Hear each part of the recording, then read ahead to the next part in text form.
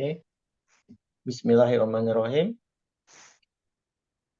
Hari ini, kemarin sebenarnya saya sharing wajangannya siapa? Ki Ageng Surya Mantaram ya. Suara saya kedengeran ya? Kebenaran dok. Oke. Eh, Wajangan ilmu bahagia. Nah, hari ini kita mau diskusi. Bu Marti mau diskusi katanya ya, Bu Marti ya? Oke. Eh, Topik kita pagi ini adalah kembali ke fitrah manusia. Kan sebentar lagi mau Idul Fitri ya? Idul Fitri, ke fitrah manusia, peace, love, and happiness. Kalau kita search ya di Google ya, kalau fitrah itu, santen minggu. Kenapa ya, Mah? kalau di semut ya,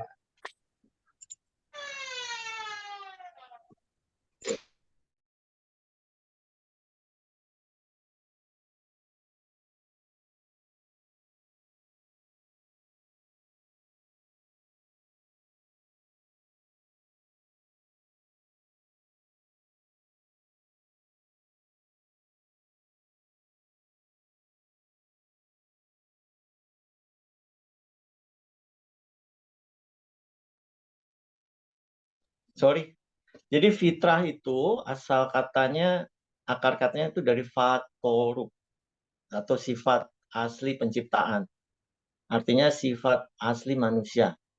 Apa Siapa aku yang esensial? Kalau di filsafat tuh who am I? Siapa aku yang esensial? Dan karena di grup saya sering membahas tentang siapa aku yang esensial, apa itu awareness. Jadi hari ini kita akan membahas itu karena sepanjang kita belum tahu fitrah kita sebagai manusia yang hakiki itu seperti apa, Idul Fitri kita besok itu ya mungkin seperti formalitas ya. Karena Idul Fitri itu kan kembali suci. Suci yang bagaimana itu sebenarnya? Nah, sebelum kita mulai, seperti biasa, saya eh, lebih suka kita eksperimen ya. Nanti kita ada tanya jawab. Terus saya mau cerita dulu nih. Kebetulan saya dapat gambar bagus kemarin. Kelihatannya gambarnya ya. Nah, sekarang bayangkan Anda sedang camping nih di puncak gunung. Anda sedang camping, lagi menikmati sinar bulan purnama, lagi di depan api unggun, tiba-tiba datang di depan Anda seseorang. Tadinya Anda kaget, nih orang dari mana? Tapi kemudian terus ngobrol-ngobrol. Ngobrol, ternyata orang ini enak diajak ngobrol. Dia sangat apa ya, uh, well conversed, dia bisa ngobrol dengan baik, pengetahuannya juga banyak. Jadi akhirnya Anda terlibat percakapan yang sangat menarik dengan orang orang ini. Kemudian sampai di suatu titik, tiba-tiba orang ini bertanya dan mengeluarkan statement.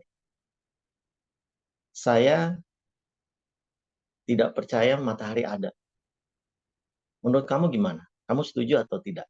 Nah, sekarang saya ingin teman-teman ya, tulis di chat. Apa respon Anda terhadap pertanyaan ini? Silakan tulis, nggak ada yang benar atau salah ya. Jadi orang ini tiba-tiba nanya, saya tidak percaya matahari ada. Apakah Anda setuju atau tidak setuju? Boleh tulis di chat teman-teman sekalian.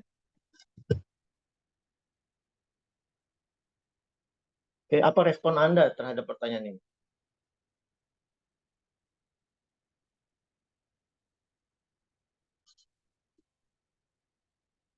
Oke, oke, oke.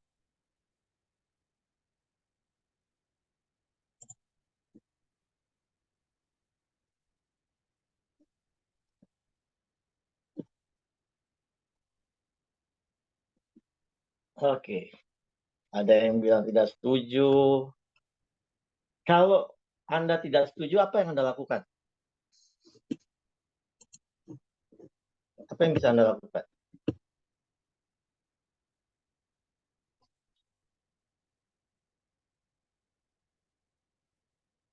teman-teman yang sering ikut saya pasti bagaimana caranya Bu Ros untuk meyakinkan. Saya buka ini ya.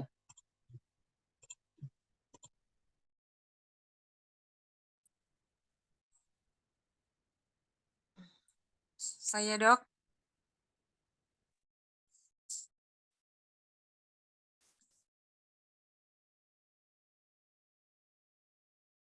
Kok nggak ada suaranya ya? Silakan Bu Ros, silakan. Ah ya. Kalau saya ketemu orang yang tidak yakin matahari itu ada, dia akan berusaha meyakinkannya. Tapi berhubung itu malam, jadi mungkin harus menunggu pagi. Biar dia langsung melihat dan merasakan bahwa sinar matahari itu ada hangatnya, ada sinarnya, seperti itu. Harus bisa merasakan dulu dia bahwa matahari itu ada. Ya, jadi harus bisa experience. Betul bahwa ini kan malam ya. Kita bisa aja kasih tahu, itu matahari ada kok. Itu buktinya bulan bersinar. Kan lagi bulan pertama tadi gambarnya ya. Cuman untuk sesuatu yang hakiki, itu memang harus experience. Kita menunggu matahari ada, karena di sains itu yang paling tertinggi adalah eksperimen. Eksperimen kita mengalami sendiri. Kita experience, semua yang namanya experience, kita knowing, kita tahu ya. Ya, kita harus membuktikan. Karena orang itu mempunyai konsep bahwa matahari tidak ada. Jadi kalau jatuhnya masih percaya atau tidak percaya, itu prinsipnya konsep. Masih pakai konsep, masih believe atau tidak believe. Teman-teman semua di sini ahli di bidangnya masing-masing ya. Pasti sudah mempunyai experience di bidangnya masing-masing. Akan tahu tuh yang rasanya experience apa kalau ada seseorang di luar bidang tiba-tiba sotoy ngasih tahu tentang bidang yang Anda ahli, Anda akan langsung tahu bahwa orang ini tidak tahu. Paham nggak sampai sini? Ya. Karena itu experience Anda, expertise Anda. Ya. Tergantung kita mau nggak bersusah payah mengajak dia untuk experience. Jadi ini kuncinya. Jadi kalau apapun yang saya omong ini kan teori, konsep. Saya tidak minta Anda percaya atau tidak percaya dengan omongan saya, tapi saya berusaha mengajak Anda experience untuk mengalami. Ya. Jadi skeptis itu sebenarnya bukan percaya atau tidak percaya harusnya. Skeptis itu kalau belum kita tahu, kita mempunyai keberanian untuk bilang saya tidak tahu. Ya, kita hold sampai kita benar-benar experience untuk memastikan bahwa itu ada atau itu tidak ada. Ya, itu gunanya experience atau mengalami sendiri. Nah, sekarang pertanyaan kedua nih. Andaikan ya saya punya tongkat ajaib, bisa mengabulkan apapun permintaan. Ya, apapun permintaan Anda. Apa yang saat ini paling Anda inginkan? Boleh tulis di chat nggak? Apa yang saat ini paling Anda inginkan? Kalau itu pasti terkabul ya. Silakan.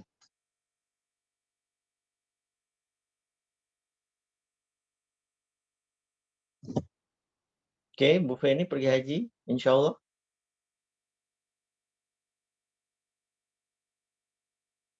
Amin. Bu Riza, Bu Ros.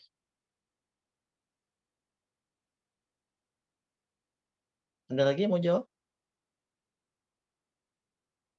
Bebas waktu, oh Kak Yuki, bebas waktu dan bebas finansial. Saya mau sehat Bu Iren, Bu Dantri, bahagia, pengen sehat terus. Selalu sehat, diridhoi Allah. Ucapin selamat. Apa maksudnya Pak Afi, ucapin selamat?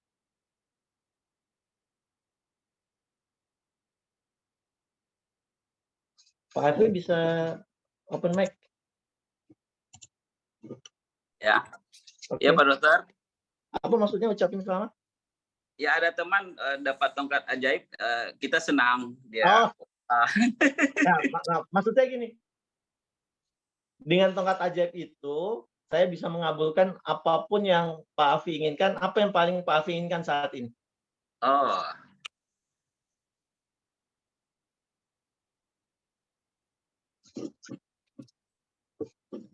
Saya ingin terlahir sebagai anak Pak Jokowi. Wah. Dari bayi lagi dong ya. Oke, pulang Pak Alfi. Siap.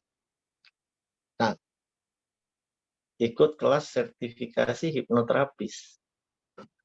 Oke. Ada lagi mau nambahkan? Nah, pertanyaan berikutnya tadi kan Anda menulis semua tuh apa yang apa yang paling kita inginkan.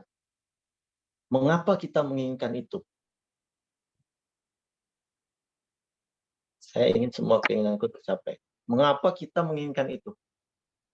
Itu apapun yang tadi Anda tulis tadi. Mengapa kita menginginkan itu? SRK apa sih, Teh Ipai? Sarukan dong. Syahrukan. Cinta pertama saya, Dok. Oke.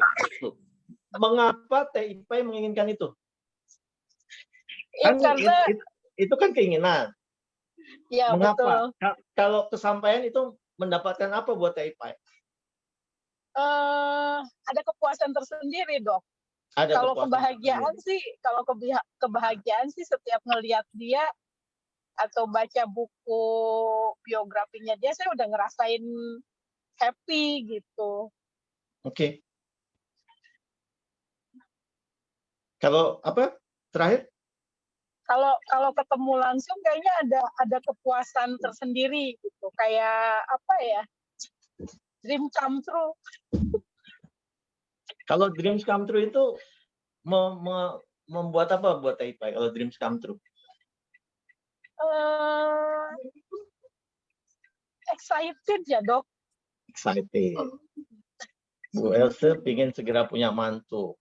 Oke, kalau Teh Ipai kan tadi excited. Kalau Bu Else, kalau punya mantu, apa yang didapatkan dengan kalau Bu Else punya mantu ini? Apa yang didapatkan ya, Dok? Ya. Saya pikir untuk usia anak saya sudah cukup, pendidikannya udah selesai. Kalau memang dia mau tambah ya nambah pendidikan nggak apa-apa, tapi udah saatnya gitu. Buat Bu Dan Elsa saya sendiri, berharap mantu, buat saya apa sendiri, ya. Saya berharap dengan di usia sekarang saya punya mantu, punya cucu, nanti di usia saya sekarang kan mau menginjak 60 ya, Dok. Ya di 70 saya bisa bawa cucu sekolah, saya bisa main sama cucu, saya punya kebahagiaan nanti di situ. Oke. Egois ya, Dok? Enggak, itu apa namanya? Jadi kalau tadi diurut gitu, mengapa Anda ingin keinginan tersebut? Nanti ujung-ujungnya itu cuma 3 itu. Apakah Anda ingin bahagia? Atau Anda ingin peace? Kayak Pak Avicenna kan ingin menemukan jati diri. Kalau kita tanya, mengapa sih ingin menemukan jati dirinya? Kan ingin peace pasti kan? Betul nggak Pak? Iya. Atau ingin love. Cuma 3 itu. Dan itu manusiawi sebagai kita manusia, ketiga hal tersebut. Nah, inilah kenapa pagi ini kita ketemu. Kenapa kita harus tahu fitrah kita sebagai manusia itu apa. Karena peace, love, and happiness itu sebenarnya ada di dalam diri kita itu.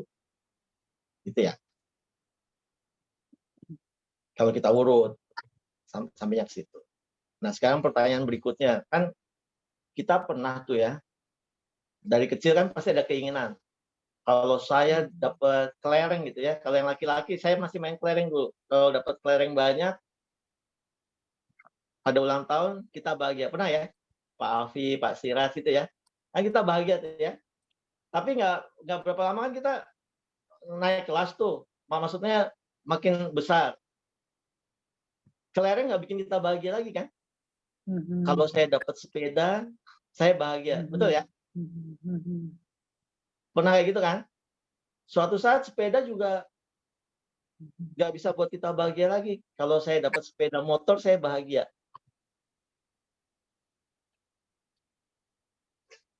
Terus kuliah, kalau saya dapat pekerjaan, saya bahagia. Setelah dapat pekerjaan, saya bahagia. Benar nggak? Benar. Dapat pekerjaan, terus nikah nih kata Bu Else. Oh, saya pengen nikah, saya ingin nikah. Begitu nikah, saya bahagia.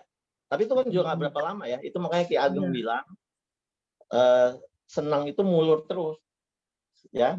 Semakin kita dapat, itu kan makin mulur. Nanti begitu udah nikah, udah punya istri cantik, saya pingin rumah. Pasti kayak gitu ya. Itu yang namanya mulur terus. Nah, pertanyaannya adalah, waktu kita mendapatkan objek-objek itu, bahagianya itu sama atau beda?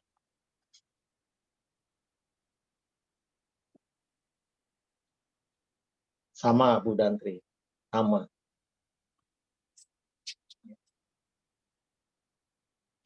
Oh, sepakat semua ya? Sama, bahagianya sama ya? Entah kita dapat kelereng, entah kita dapat sepeda, entah sepeda motor atau mantu, bahagianya sama. Ya, berarti yang esensial kan bahagianya ya, yang hakiki. Yang hakiki bahagianya, tapi objek bahagianya berubah. Jelas nggak? Objek itu akan selalu berubah. Nah, kenapa kayak gitu nanti kita bahas. Jadi, pertanyaan berikutnya, siapa itu yang bahagia? Siapa sih itu yang bahagia? Gitu. Sebenarnya kan bahagianya sama kita waktu kecil, bener nggak? Waktu kita SMP, SMA, yang namanya bahagia itu esensial. Dia nggak berubah, objeknya yang berubah. Sebentar. Nah, buat teman-teman yang belum pernah dengar ya, pertanyaan, siapakah ini yang bahagia? Ini sebenarnya harus kita cari kan? Bukan objek apa yang membuat saya bahagia. Paham nggak? Lebih penting mana? Memenuhi mendapatnya objek bahagia atau tahu siapa itu yang bahagia? Untuk bisa menjawab pertanyaan siapa itu yang bahagia, kita harus tahu dulu, who am I? Siapa aku yang sesungguhnya? Ya, siapa aku yang hakiki? Siapa aku yang esensial? Itu pertanyaannya. Jadi kadang karena kita terikat pada tubuh ini, kadang-kadang kita berpikir bahwa aku adalah tubuh ini. Benar nggak aku tubuh ini? Kalau untuk menjawab pertanyaan aku adalah tubuh ini, artinya aku dan tubuh ini harus selalu ada untuk menyadari, untuk experience. Itu tadi kenapa saya pertama camping ada matahari, karena itu yang paling hakiki, experience. Kita mengalami, kita knowing, kita aware, itu experience. Artinya aku yang hakiki ini harus selalu ada. Artinya tubuh ini harus selalu ada. Dan saya udah bahas nih kemarin, bahwa tubuh kita ini nggak selalu ada. Ya. Tubuh kita ini setiap hari ada yang mati. Karena ada di sel kita yang namanya apoptosis. Harus mati. Kalau nggak mati, justru menimbulkan penyakit. Dan sains sudah membuktikan juga bahwa setiap 5 tahun sekali, tubuh kita ini mati. Udah nggak ada. Gone, hilang. Ya, artinya 5 tahun lagi kita ketemu, yang Anda lihat sebagai tubuhnya Santo ini, it's not the same, itu udah ganti yang lain. Ya. Jadi tubuh kita udah mati berkali-kali. Kalau umur kita 50 tahunan, itu kita udah 10 kali mati. Paham ya? Artinya kalau aku adalah tubuh ini, dengan berakhirnya tubuh ini mati, harusnya aku kan juga mati ya. Artinya ada yang hilang. Berarti aku yang esensial bukan tubuh ini. Paham nggak sampai sini? Ada yang belum jelas nggak? Ya. Karena kalau kita mati, berarti selesai akunya. Tapi kan sampai umur 50 tahun, kita tetap, oh ini aku masih ada. Berarti jelas aku bukan tubuh ini ya. Terus kenapa kita masih bisa ingat seluruh pengalaman kita? Kita masih tetap bisa menyadari, aku waktu 5 tahun, aku waktu 10 tahun, aku waktu 17 tahun. Kenapa? Mungkin memori, pikiran. Jadi kalau aku bukan tubuh ini, aku adalah pikiran ini. Untuk bisa bilang bahwa aku adalah pikiran, artinya harus bisa bilang bahwa pikiran itu harus ada terus. Seluruh memori ada terus, nggak boleh terputus. Itu syaratnya. sesuatu yang esensial itu nggak boleh terputus. Kita harus bisa membuktikan. Sekarang kalau saya tanya, Anda ingat nggak pada ini tanggal berapa sekarang? 16 April tahun 2003, Anda ada di mana? Nggak ada ingat semua kan? Artinya ada suatu keterputusan memori. Itu baru 2003. Saya tanyakan minggu lalu, jam segini Anda di mana? Mikir dulu kan lama. Ada suatu gap yang terputus. Ya, artinya aku pikiran tidak memenuhi syarat untuk aku yang esensial. Paham nggak sih? Saya tidak mengharapkan setuju atau tidak setuju ya. Tapi saya mengharapkan Anda bisa ngikutin secara experience. Ini kan experience kita nih ya. Aku ini harus selalu ada untuk mengawasi. Berarti kalau aku bukan tubuh ini, aku bukan pikiran, aku ini apa? Apakah aku perasaan? Nah, sekali lagi, untuk membuktikan bahwa aku ini perasaan, itu perasaan harus selalu ada. Betul ya? Perasaan nggak boleh hilang. Kita semua mungkin pernah cinta pertama kan ya? Masih ada nggak tuh perasaan cinta pertama itu?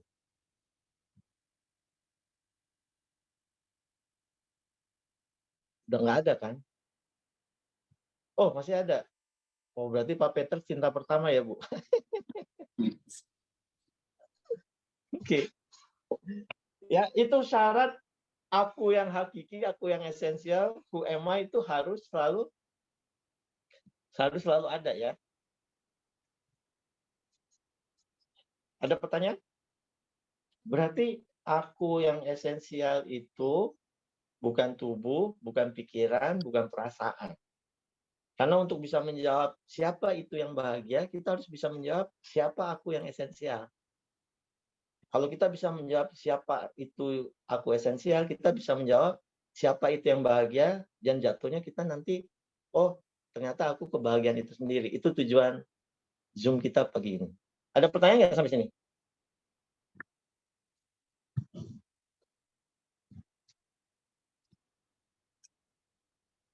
Belum ada ya? Oke. Nah, yang baca buku Smart Healing tahu tuh di bab berapa tuh? Di bab 12 ya. Saya tanya kan, kita melihat dengan apa? Coba di chat. Terutama yang udah baca. Kita melihat dengan apa?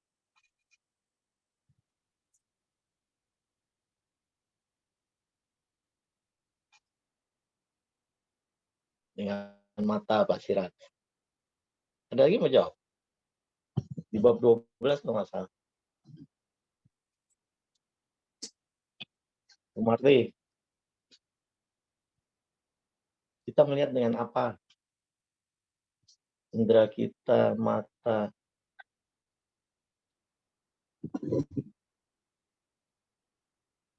Mata dan hati.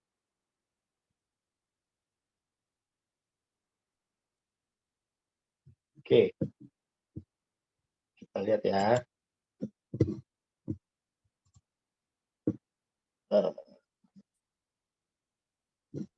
Sebentar.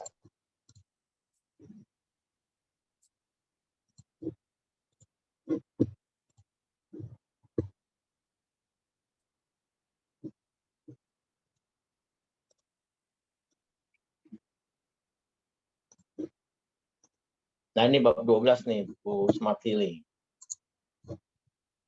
Ya.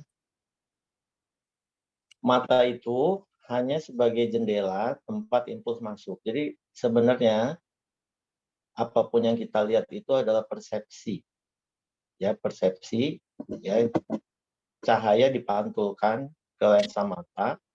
Kemudian cahaya itu diteruskan oleh yang namanya nervus. Ini nervus opticus. Di dalam otak dia dirubah menjadi neurochemical. Yang menjadi neurochemical untuk bisa dipahami. Pertanyaannya siapakah yang menyadari dan melihat? Itu kan pertanyaannya itu ya. Ya karena mata itu sebenarnya cuma jalan untuk cahaya masuk ke dalam otak kita. Cahaya itu dirubah menjadi neurochemical. Nah, kemudian data itu, kan ada data tuh ya. Siapa yang melihat? Nah, itu yang namanya awareness. Yang sampai sekarang itu ahli neuroscience juga nggak tahu itu siapa yang melihat. Artinya adalah apapun yang kita lihat, kita sebenarnya melihat persepsi. Termasuk apapun yang kita dengar, apapun yang kita sentuh, apapun yang kita rasa, apapun yang kita bau. Paham nggak sampai saat ini? Indra kita itu hanya sebagai alat untuk meneruskan rangsang dari dunia luar. Kalau Anda ingat gambar ini ya.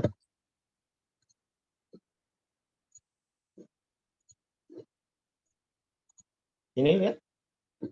Indra kita itu hanya meneruskan seluruh rangsang dari dunia luar untuk kemudian, ini awareness ya, untuk kemudian diterjemahkan oleh awareness kita sebagai apa. Jadi apapun yang kita lihat itu sebenarnya adalah aktivitas dari awareness, dari knowing.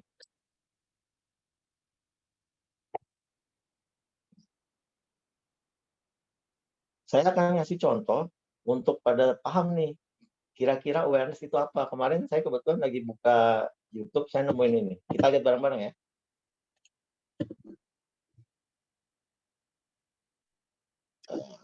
Sorry.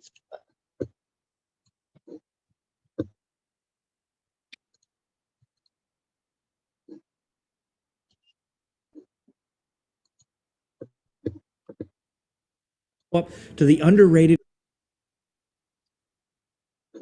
Nah, kita tahu ada game tuh, RPG ya. Kalau suka main game ya, ada macam-macam. Kita tahu tokoh-tokoh di dalam game tersebut. Kan kita bisa menjadi tokoh di dalam game tersebut. Sekarang bayangkan kalau tokoh di dalam game tersebut tiba-tiba dia nanya, ya, apa diriku yang hakiki? Apa jawabannya? Di dalam game tersebut, dia pernah main game kan? Main role play game kan? Ya, ada filmnya juga tuh namanya Free Guy. Di dalam game tersebut terus orangnya nanya, tiba-tiba ada kesadaran, apa sebenarnya diriku yang hakiki? Apa jawabannya?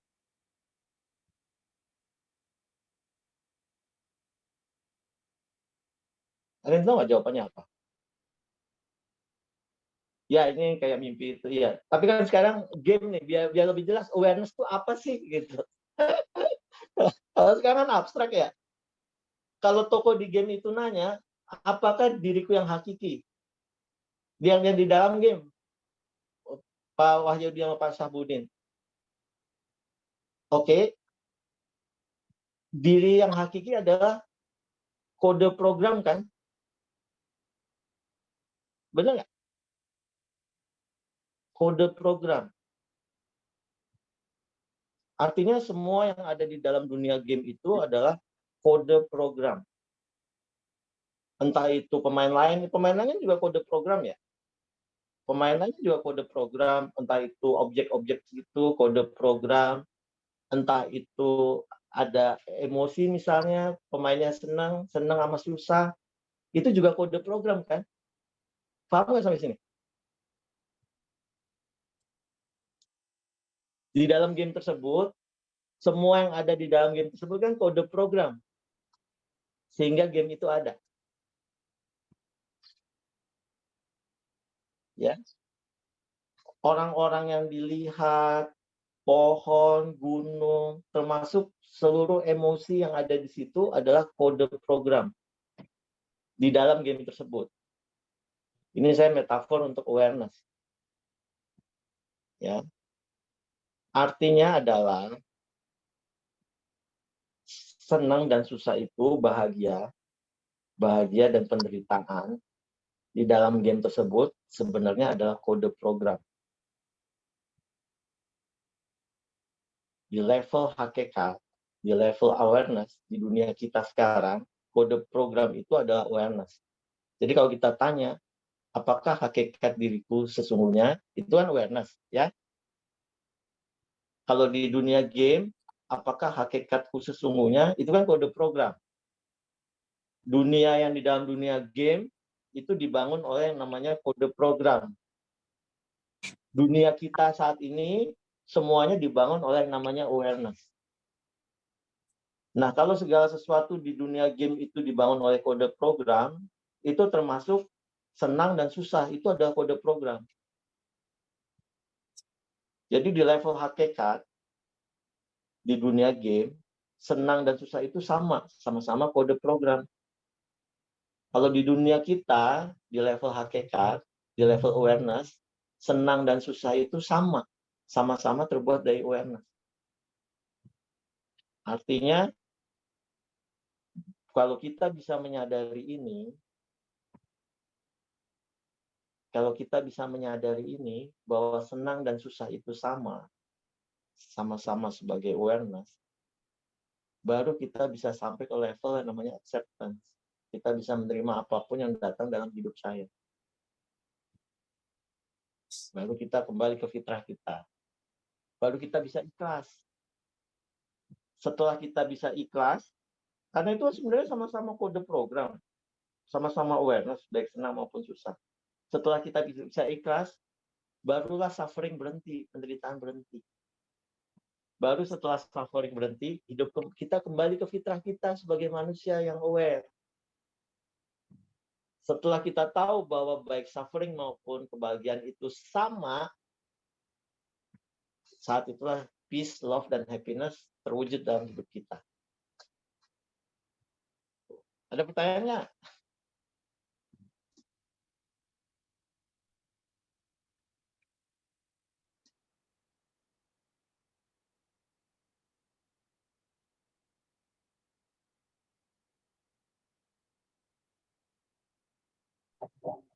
Dong.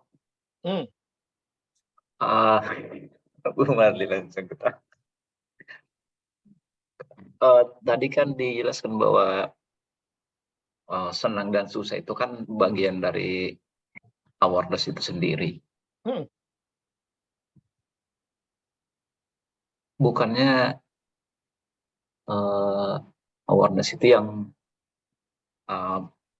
mengamati atau menyaksikan itu gitu? Iya. Dia waktu awareness itu ada suatu aktivitas consciousness sebenarnya. Segala sesuatu ada aktivitas awareness. Kita menyadari sebagai awareness, kita menyadari bahwa segala aktivitas di luar itu sebenarnya adalah aktivitas awareness. Jadi semuanya sama aja. Bahwa apapun yang di luar sama dengan apapun yang ada di dalam. Itu maksudnya Pak Siraj. Iya, oke. Masih mencerna. Baik. Oke, lanjut dong. Udah selesai saya. Oh, selesai. Dok, maksudnya berarti yang mengamati dia, yang mengalami juga dia, yang kita alami juga itu gitu. Yang mengamati, yang diamati sama itu Bu Marti. Ya, yang diamati sama yang dialami itu sama gitu, atau yang diamati itu ya. Mengamati itu terjadi saat awareness kita mengambil bentuk sebagai manusia. Itu mengamati. Tapi kan hakikatnya sama. Hakikatnya kita sebagai manusia, kesadarannya sama. Tapi kesadaran kita yang mengamati itu karena kita sedang form sebagai manusia. Makanya saya tadi ngambil contoh game. Dunia game kan sebenarnya seluruhnya kode program kan. Kalau saya nggak tahu ngomongnya apa sih bahasa komputer itu loh yang rumit itu. Ya kan? Semuanya kan sama. Itu saya ngasih contoh itu. Semuanya ada kode program. Kode yang sedang jadi pemain, ya, itulah yang mengamati. Oh, ini kan sebenarnya kode program gitu. Tapi kan hakikatnya pemain sama pohon sama gunung itu kan semua satu sama. Kode program.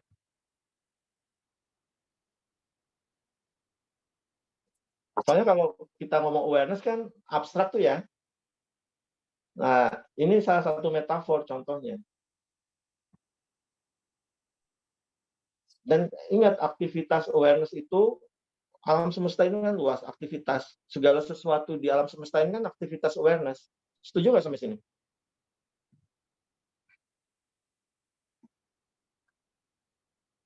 Maksudnya kayak air mengalir gitu, Dok?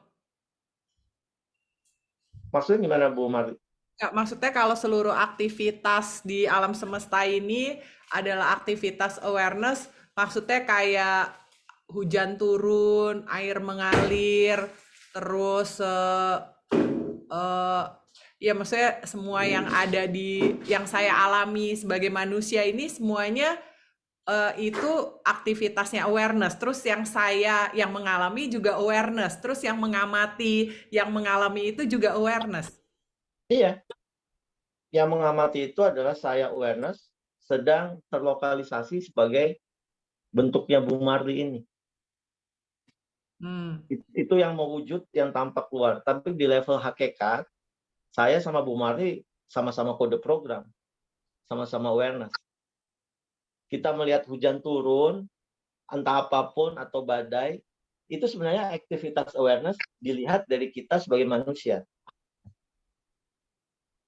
Itu yang dibatasi oleh indera kita. Yes, itu yang dibatasi oleh persepsi kita. Makanya apapun yang kita lihat itu jadi 4 dimensi, 3 dimensi ruang, 1 dimensi waktu. Tapi ada aktivitas awareness lain yang terlokalisasi, yang dia punya mungkin ada 7 persepsi. Itu kita nggak bakal bisa lihat dia. Karena persepsi kita kan cuma 5. Ya, aktivitas itu yang aktivitas awareness. Mereka yang mempunyai 7 persepsi itu akan berbeda dengan kita. Mereka yang mempunyai indera keenam, pernah dengar ya, indigo atau apapun, itu akan berbeda dengan kita. Karena mereka bisa mengalami aktivitas awareness dengan satu indera yang lebih daripada indera kita. Paham nggak, Bu Marli? Ya, kayaknya paham. Cuman aku kalau awareness itu adanya di manusia doang atau kayak di hewan-hewan gitu ada ya, Dok? Apa di semua benda ada kan ya? Kan udah saya bilang, seluruh yang ada di alam semesta ini ada aktivitas awareness. Nah, iya. Berarti semua punya awareness. Terus gimana ya? Nah, yang baca buku Smart Healing, kan ada yang namanya NLP itu, ya, yang pakai submodalitas. Itu kan sebenarnya bagaimana cara memanipulasi kode program. Benar nggak? Kalau misalnya kita sedih, kan kita bisa muter tuh ke belakang, ke depan, ya nggak? Kalau misalnya kita takut sesuatu, itu kan bisa kita kecilin. Kenapa itu bisa terjadi? Karena itu kan semua kode program di dunia komputer, tapi itu kan sebenarnya awareness. Ya, itu awareness bisa kita rubah. Jadi kenapa kita mesti takut? Karena kita melihatnya dari sudut pandang kita, ya, tanpa kita tahu bahwa itu takut itu sebenarnya sama-sama awareness, bisa tinggal kita rubah kok. Atau tubuh kita sakit, itu kan kode program juga, ya nggak? Kalau di dunia game, kalau ada satu programnya yang salah kan personnya jadi cacat, betul nggak? Kita merubah kode program itu, kita merubah hidup kita, tubuh fisik sama tubuh mental. Makanya kalau misalnya ada tumor, terus kita visualisasi kan, berarti kan visualisasi kita kan mempengaruhi realita. Itu sama dengan kita merubah kode program. Misalnya mengharapkan dia kecil, kita visualisasikan untuk kecil gitu. Ya, kalau di dunia komputer itu kayak kita merubah kode program. Kalau di awareness, ya pakai teknik-teknik yang ada di buku. Atau teman-teman yang ikut Science of Miracle, ya kan di sini ada ya. Itu juga pakai kode program. Itu latihan-latihannya begitu. Misalnya senyumlah, nafas, menghapus awan, melihat mobil pink. Itu sebenarnya merubah kode program Kalau di dunia komputer ya, kalau di dunia kita itu merubah awareness. Awareness itu sebenarnya kode program. Ya. Gampangannya begitu. Metafornya. Karena kalau ngomong awareness, abstrak banget soalnya kan. Boleh tanya, Dok? Kira-kira. Boleh tanya, Dok? Boleh, gimana Pak Sabudin? Gini. Ini saya melihat di display HP saya yang lagi ikut meetingnya Dr. Santo. Ini kalau saya menyaksikan itu yang saya lihat ya ada bentuk seperti manusia botak gitu. Yang mulutnya lagi bergerak-gerak terus ada suaranya. Kalau saya tidak hubungkan kalau saya tidak menghubungkan apa yang disaksikan oleh kesadaran saya itu, saya jadi nggak punya makna, Dok. Kalau saya tidak menghubungkan apa yang saya sedang saksikan dengan database, itu saya nggak memperoleh makna, kayak melihat saja gitu. Yeah. Begitu saya menghubungkan dengan database saya, itu muncul persepsi dan mengkoneksikan itu dengan yang lain lagi. Kayak kemudian keluar jadi benar salah dan perasaan yang mengikutinya. Gitu nggak sih? Iya, benar. Kan Anda menerima persepsi. Ya, di buku ada tuh halaman 12. Kalau tidak ada di database, Anda akan bingung kan? Ini apa, ini siapa? Tapi begitu persepsi masuk, kita aware, ini ada persepsi, itu kita pasti akan ngecek lagi ke database. Apa yang aku aware ini? Oh, ini orang botak yang lagi ngomong ini, di database saya namanya Santo. Kan gitu. Ya. Jadi segala sesuatu pasti akan di-compare ke database. Aware dulu, lalu tanya. Di database ini masuknya apa? Tapi kan pertanyaan paling pentingnya sebenarnya, kalau nggak ada awareness, bisa nggak kita menyadari ini, kita bertemu hari ini, kalau nggak ada awareness? Jadi seluruh pelakunya ya awareness, cuma ada proses yang kemudian outputnya itu persepsi dan mengoneksikan dengan rasa ya, Dok. Yes. Hanya ada awareness. Semua pelakunya dan merasakannya ya awareness juga, cuma proses lah yang bagaimana jalur proses yang mengikuti penyaksiannya sang awareness itu yang memunculkan rasa pada ujungnya. Rasa apa yang akan muncul? Iya. Jadi cuman ada awareness yang terlokalisasi sebagai Syahbudin, sebagai Santo, sebagai Sirat, sebagai Marli, itu akan mempunyai jalannya sendiri-sendiri. Penyaksiannya akan beda-beda. Menyaksikan aktivitas awareness. Ada satu peristiwa lagi yang benar-benar, oh ya ini yang sering diceritakan sama Dr. Santo kayaknya. Jadi saya diajak anak saya main ke time zone, Dok. Ada permainan yang aku lupa namanya. Jadi permainannya itu kita pakai kacamata 3 dimensi. Kita duduk di semacam kursi pesawat gitu, yang bisa bergerak, naik turun segala macam, mengikuti apa yang divisualisasikan di kacamata 3 dimensi itu, Dok. Di satu waktu di dalam penampilan di game itu naik roller coaster, nanjak terus ke atas di ketinggian, nukik ke bawah, tiba-tiba relnya putus gitu. Nah, itu saya langsung terguncang ketakutan luar biasa itu, karena posisi kursinya juga bergetar dan posisinya menukik ke bawah gitu. Nah, begitu tiba-tiba saya sadar, ini kan cuma game kan ya. Saya tutup mata. That's exactly yang mau saya kasih tahu ke teman-teman semua. Kalau manusia aja bisa buat game seperti itu, awareness itu lebih lagi. Ya, membuat game seakan-akan, oh hidup tuh kayak gini, hidup tuh penderitaan. Tapi begitu kita aware, oh ini kan cuman itu langsung, itu semua Pak Sabudin. Iya.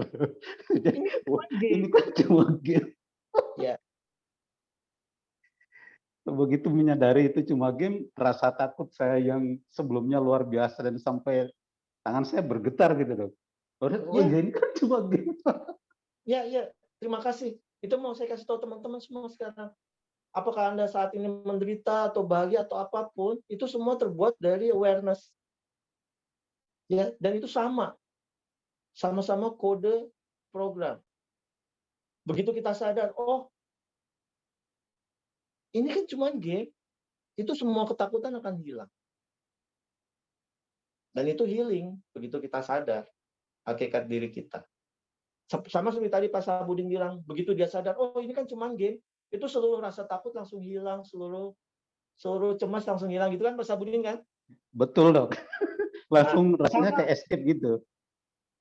Sama kayak kita, saya ngasih tahu teman-teman semua, begitu kita menyadari hakikat kita sebagai awareness, hakikat aku yang sejati, itu semua yang mengkhawatirkan itu akan lenyap semua.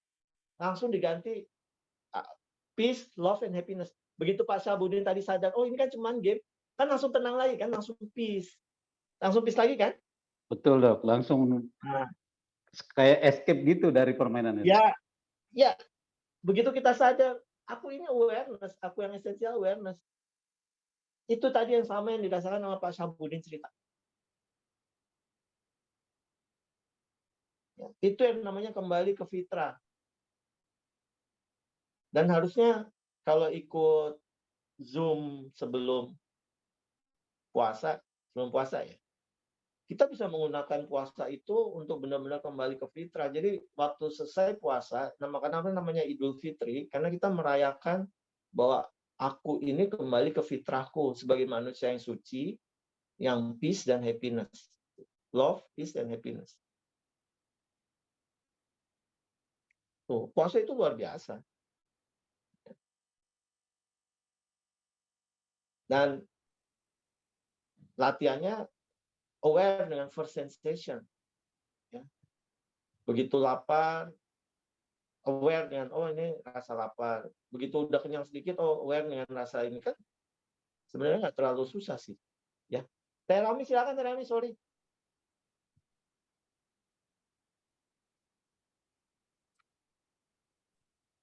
Maaf dok, saya off cam ya dok ya. Tadi saya ngangkat tangan, terus ragu-ragu mau nanya apa, akhirnya angkat tangan lagi karena udah nemu pertanyaannya. Mau nanya dok, ciri awareness itu adalah, ini kan saya beberapa hari ini mengamati gitu dok ya, soal pola-pola lama, terutama terkait ego gitu dok. Dan anehnya, hal-hal yang dulu bisa bikin saya sangat marah dan kesel banget gitu, itu kok berubah gitu polanya. Nah, cuman yang saya mau tanya itu apakah awareness itu adalah ketika nyaris nggak ada emosi gitu dok, jadinya ketika saya menghadapi suatu keadaan, kayak nggak ini ada keinginan untuk marah, tapi kok saya nggak marah gitu. Nah cuman terus ini kan adalah sesuatu yang harus diperbaiki gitu, berarti tapi saya juga sadar bahwa ini tuh saya nggak bisa cuman diem aja gitu. Tapi keluarnya itu adalah tetap menyampaikan harusnya begini, begitu, tapi nggak ada marahnya itu nyaris nggak ada gitu. Sampai saya bingung loh, ini kan harusnya marah nih, biasanya marah nih. Tapi begitu keluarnya kok nggak cuma menyampaikan harusnya begini, begitu, tapi nggak marah. Nah yang saya mau tanyain apakah awareness itu nyaris memang, malah saya udah bilang nggak ada emosi gitu dok. Jatuhnya jadi emang jadi kayak tenang gitu. Apakah itu ciri awareness? Iya. Peace, love, and happiness itu bukan emosi ya, karena emosi itu masuk database ya. Emosi itu masuk database. Iya. Kalau kita aware ya. Kita bisa aware dengan database kita, artinya kita bisa aware dengan emosi kita. Dan kita bisa memilih ya aktivitas awareness apa yang akan dilakukan untuk deal dengan hal tersebut. Artinya adalah respon kita terhadap sesuatu yang di luar, respon tersebut bukan berasal dari database, karena biasanya langsung marah. Betul kan? Betul. Biasanya langsung marah. Iya. Tapi respon kita berasal dari awareness yang peace, love, and happiness. Ya, siap. Tenang. Tapi bukan berarti kita nggak boleh marah. Ya. Tapi kita responnya kan berasal dari awareness. Ya. Marah kita itu sebagai ekspresi dari awareness karena memang dibutuhkan untuk marah. Ya. Seperti kalau pernah baca Alkitab tuh ya, Tuhan Yesus itu pernah loh marah masuk ke kuil apa gitu, ada yang judi, diobrak-abrik semua, marah dia. Oke. Ya. Tapi marahnya Yesus itu bukan dari database. Dia marah sebagai ini kan rumah Tuhan, nggak boleh lah dibuat kayak gitu. Dia aktivitas dari awareness. Yep. Termasuk desire. Makanya saya tanya, boleh nggak kita punya desire? Ya. Semua desire itu, gitu. Kita nggak bisa nggak punya desire, karena sebentar juga pengen pipis. Pengen pipis kan desire kan? Iya. Pengen pipis. Pengen makan. Pengen makan, itu kan desire. Ya, itu desire. Tapi desire itu sahih karena untuk memenuhi memang kebutuhan tubuh. Ya. Begitu selesai, udah selesai. Nggak mulur mungkret. Nah, desire yang berasal dari database itu biasanya ditujukan untuk memenuhi sesuatu yang kurang dalam hidup kita. Oh, okay. Saya ini nggak bahagia nih. Saya butuh jadi S2 supaya bahagia. Ngerti nggak? Itu desire untuk jadi S2 untuk menutupi ketidakbahagiaan saya saat ini. Tapi kalau kita aware, ada desire yang berasal dari awareness. Desire yang berasal dari awareness, terpenuhi atau tidak terpenuhi, itu tidak mempengaruhi saya bahagia atau tidak bahagia. Ya. Misalnya desire saya untuk bicara tentang awareness ini. Ya. Ini yang datang 1 orang atau 50 orang, itu nggak ada pernah masalah buat saya. Nggak membuat saya sedih atau apa. Karena desire saya untuk menyebarin awareness ini, itu ada ekspresi awareness saya untuk menyebarkan kebahagiaan. Untuk teman-teman tahu, tadi kata Pak Sabudin, begitu saya sadar, oh ini cuma game, saya langsung peace. Itu yang saya pengen, saya sebarkan gitu. Ya, nggak ada kemelekatan lagi. Begitu kita sadar, oh saya ini awareness, seluruh hidup Anda akan berubah total. Sama seperti tadi Pak Sabudin cerita. Semua ketakutan lenyap, semua kekhawatiran. Karena everything is terbuat dari awareness. Baru sampai saat itu kita ikhlas. Acceptance. Nggak ada ikhlas yang lain kecuali kalau kita aware. Hanya saat kita aware, kita bisa ikhlas. Ikhlas itu artinya menerima apapun yang datang dalam hidup kita. Kenapa kita bisa menerima apapun yang datang dalam hidup kita? Karena kita tahu apapun yang datang dalam hidup kita itu adalah aktivitas awareness. Ya. Gitu, Terani. Ya, siap, Dok. Paham. Cuma saya baru tahu bahwa happy itu bukan emosi ya, Dok ya. Tenang itu bukan emosi ya. Bukan. Ya. Kayak sekarang itu bukan waktu, ya kan? Oh, iya. Iya. Ya, siap. Sekarang itu bukan waktu. Yang namanya waktu itu pas sama future. Dan waktu itu hanya terjadi saat kita pakai pikiran. Kan begitu kita tidur lelap, pikiran kita istirahat, waktu sama sekali berhenti. Waktu berhenti. Iya. Atau mulur mungkret. 1 menit kita tidur, di mimpi kita bisa kita udah keliling dunia 3 kali. Iya, betul. Jadi now di sini sekarang sama di sini here itu bukan masuk dimensi ruang dan waktu. Itunya awareness. Aktivitas awareness itu now and here. Termasuk peace, love, and happiness. Itu bukan emosi. Gitu, teman-teman. Pak Dokter, boleh tanya Pak Dokter? Iya, Pak Afi, gimana? Pak Dokter, jadi kepikiran Pak Dokter, ada nggak hubungan awareness dengan takdir, Pak? Maksudnya gimana? Jadi kita kan happiness itu kan damai, peace, love, and happiness ya. Jadi kalau saya tadi itu terpikir mungkin nggak ya awareness itu tuh kesatuan dari mind, soul, and body gitu sebagai manusia gitu. Nah, kemudian kita kan menjalani hidup itu kan menjalani takdir kita gitu. Jadi kalau kita sebetulnya magnet takdir itu yang menginikan awareness kita. Iya. Karena create by awareness kan, the life itu kan.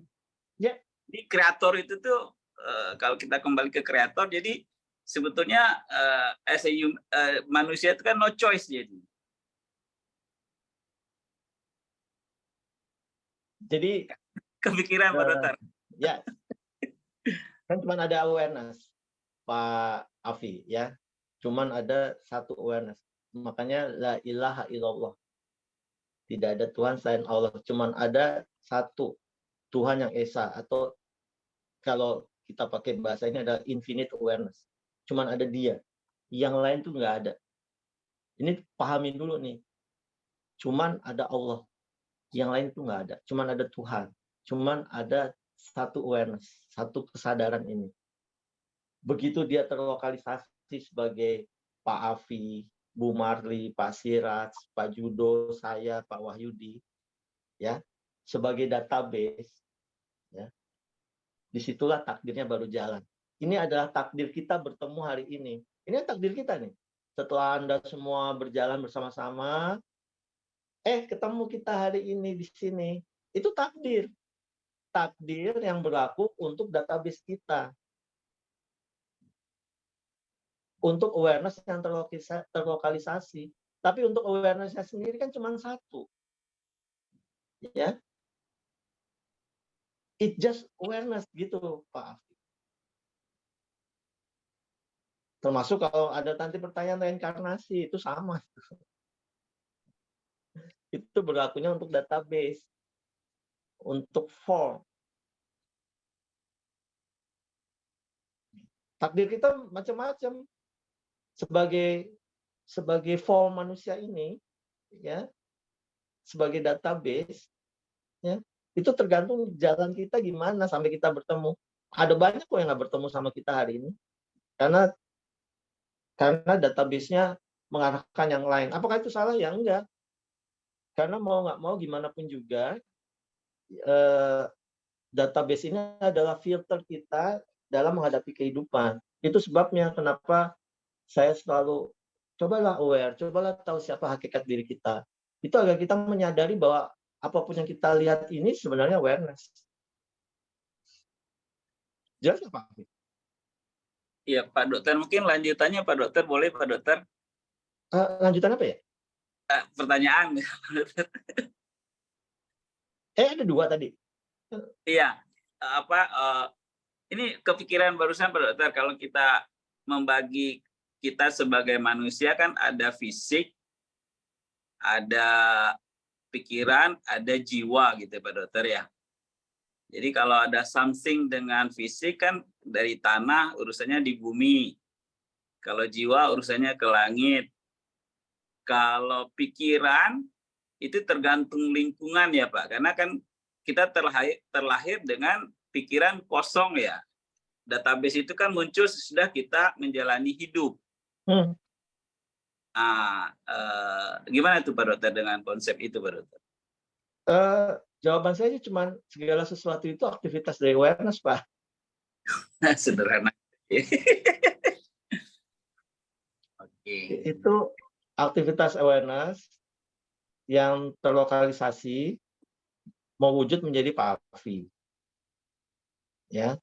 Bahwa bumi ini pun kan aktivitas awareness. Karena cuma ada satu awareness.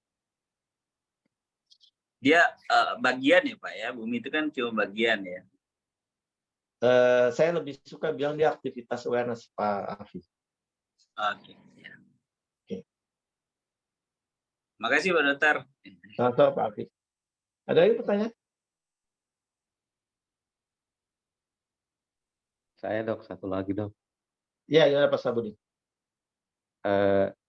Jadi sekarang saya memahaminya itu kayak apa yang ditangkap oleh panca indera saya itu pilihannya, jadi saya mau konekkan itu dengan database yang mana. Kalau pilihannya di situ, kalau kita menyadari prosesnya kita bisa memilih. Kayak misalnya saat ini saya melihat benda berwujud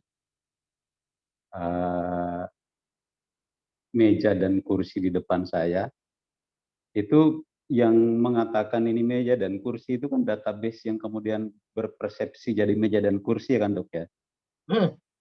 Tapi itu juga bisa dimanipulasi, misalnya saya bisa mengalihkan data itu kalau ini bukan meja dan bukan kursi tapi yang lain. Boleh. Nah, pilihannya di situ. Kalau misalnya kita sadar prosesnya, kita bisa memilih prosesnya kayak yang disensor oleh panca indera saya ini saya mau koneksikan dengan database saya yang mana gitu. Kalau misalnya saya koneksikan dengan database yang ini tuh outputnya nanti saya menderita nih. Kalau saya koneksikan dengan database yang lain itu nanti outputnya bahagia dan seterusnya. Nah, opsinya ada di situ tuh. Kalau misalnya sadar prosesnya yang terjadi itu, kita bisa memilih mau dikemanakan gitu. Gitu ya Dok? Bisa seperti itu. Ya, itu gunanya kita aware, kita menyadari. Nggak banyak loh orang menyadari bahwa saya bisa memilih pikiran saya. Ya, kebanyakan orang begitu disenggol langsung marah karena database-nya begitu, senggol bacok. Tapi kalau kita aware, oh ada yang nyenggol nih gitu, kan kita bisa aware dulu. Apa yang bisa saya lakukan? Iya benar Teh Rami, aktivitas masih pikiran. Tapi yang paling baik adalah kalau ada sesuatu, ya, saya akan mengamati itu. Respon saya adalah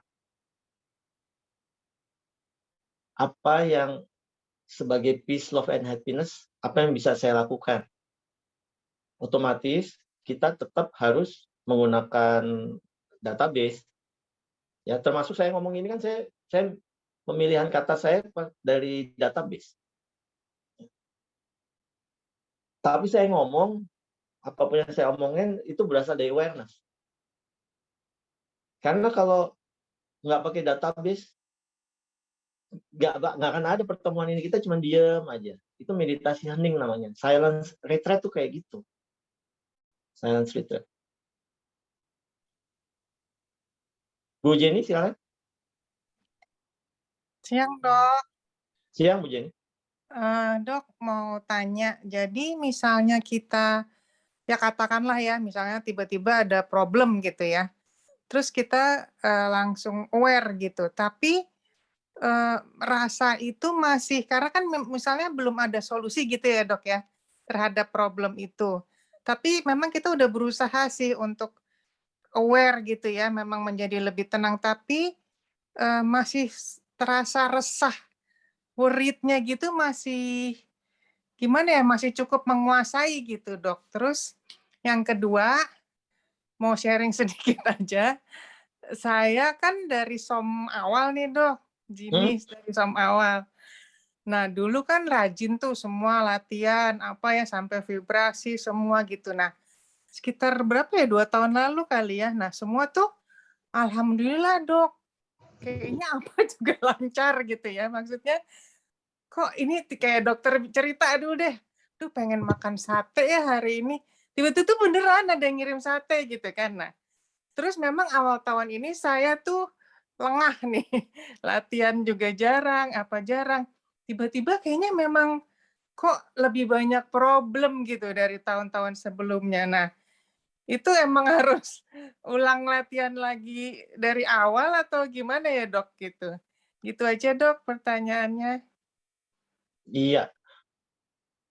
Ya, sebenarnya kan latihan SOM itu, Science of Miracle memang salah satu tujuannya itu tadi, merubah kode program. Ya, sebaiknya sih yang udah pernah belajar SOM latihan terus, ya.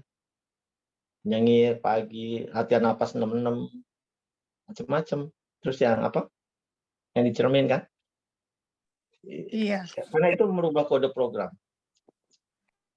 Nah, kalau kita aware, ya, saya sadar apapun yang datang dalam hidup saya itu adalah aktivitas awareness, Bu Jenny. Iya dong. Ya. Kalau saya tahu bahwa apapun yang datang dalam hidup saya adalah aktivitas awareness, artinya saya awareness yang ada di dalam dengan aktivitas tersebut sebenarnya sama aja. Jadi kesadaran inilah justru yang akan membuat saya selalu peace, love, dan happiness. Saya selalu dalam kondisi itu, Bu Jenny. Bukan berarti ada persoalan, bukan berarti tidak ada persoalan gitu, bukan berarti tidak ada persoalan dalam hidup saya. Cuman karena saya aware dan sadar bahwa itu ada aktivitas awareness, saya bisa merespon yang datang tersebut dengan tenang dan dengan kalem. Gimana cara jelasinnya ya? Saya tidak melekat lagi sama database saya, Bu Jenny. Iya dong.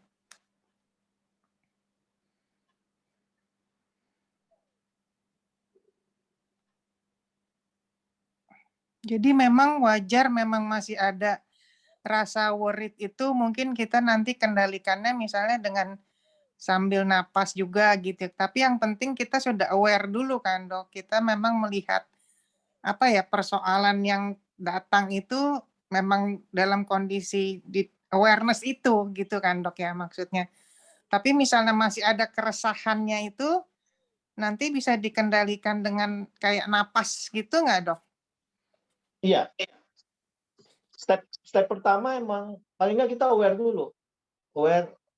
Karena jarang orang saya bilang saya marah, saya takut. Jarang ada orang bilang saya aware dengan rasa marah ini, saya aware dengan rasa takut ini, ya. Artinya kalau kita masih sedih, takut, marah, itu artinya database masih melekat kuat. Yang penting kita aware dulu. Step pertama sadari itu, itulah buku Smart Healing. Kan itu teknik-tekniknya untuk mengatasi itu semua, entah pakai nafas, entah pakai submodalitas, entah pakai putaran, itu untuk step pertama.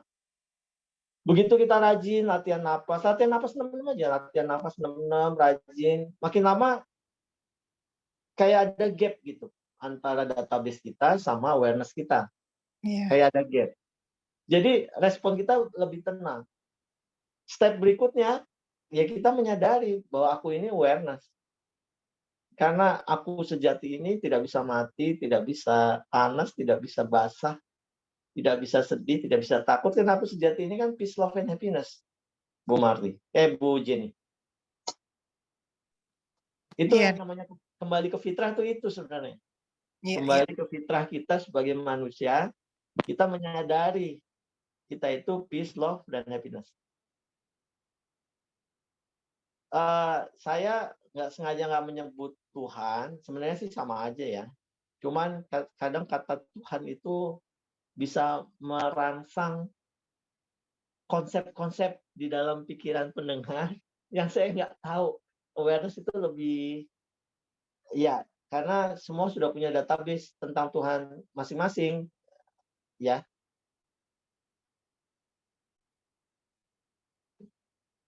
Jadi saya nggak pakai kata Tuhan untuk menghindari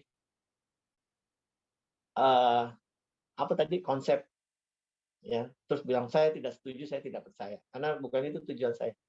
Tujuan saya adalah mengajak teman-teman experience, pakai experience-nya sendiri yang kita semua punya kok, ya, untuk experience, untuk mengalami, untuk menyadari, kita semua punya. Untuk meneliti. Kalau sesuatu memang tidak ada di experience saya, ya udah berarti sesuatu itu Nggak ada. Jangan karena saya ngomong terus pada percaya. Saya juga nggak kepingin kayak gitu. Saya kepingin teman-teman tuh paham, experiential understanding. Oh, itu maksudnya ini. Ada lagi mau tanya? Izin nanya, Dok. Silakan, Pak, silakan. Dari ceritanya Sabudin tadi kan main game, kemudian karena keasikan akhirnya merasa bahwa main game itu adalah real. Lalu kemudian dia tersadar bahwa ini hanya permainannya, hanya main game. Kemudian itu kan dia berhenti atau gimana. Tapi kan kalau dalam kehidupan real, kehidupan nyata, bahwa misalnya saya kehilangan duit misalnya, walaupun saya sadari kan tetap saya kehilangan duit, Dok. Tidak semudah seperti main game tadi bahwa saya stop aja deh. Ini membuat saya kalah atau gimana? Gimana kalau gitu, Dok? Kalau kehilangan duit sih, saya juga kehilangan duit kemarin ikut robot trading tuh, saya kehilangan duit juga. Tapi kan respon kita gimana, Pak Siraj? Respon kita berasal dari database atau respon kita berasal dari awareness? Database. Gitu, Pak Siraj. Kalau kita responnya dari melekat sama database, ya kita jadi marah, kita jadi kecewa, kita jadi sedih. Tapi kalau respon kita dari awareness, ya it's okay, itu aktivitas yang emang sudah terjadi. Izin menambahkan dikit, Dok. Silakan. Boleh, Dok. Nah, itu boleh, yang saya temukan itu di saat sensor-sensor saya menerima data, itu kalau saya tidak hubungkan dengan database, itu tidak terjadi apa-apa gitu. Tidak terjadi apa-apa. Misalnya kayak sensor saya menangkap data dari luar kalau saya kehilangan duit. Tapi kalau peristiwa itu saya tidak hubungkan dengan database saya, itu tidak terjadi apa-apa gitu. Akan terjadi banyak persepsi di saat saya menghubungkan peristiwa itu dengan database. Kayak gitu. Dan kita punya pilihan untuk apakah kita berhenti di situ di sebatas murni awareness atau menyambungkan dia dengan database. Kita bisa menyambungkan, bisa tidak.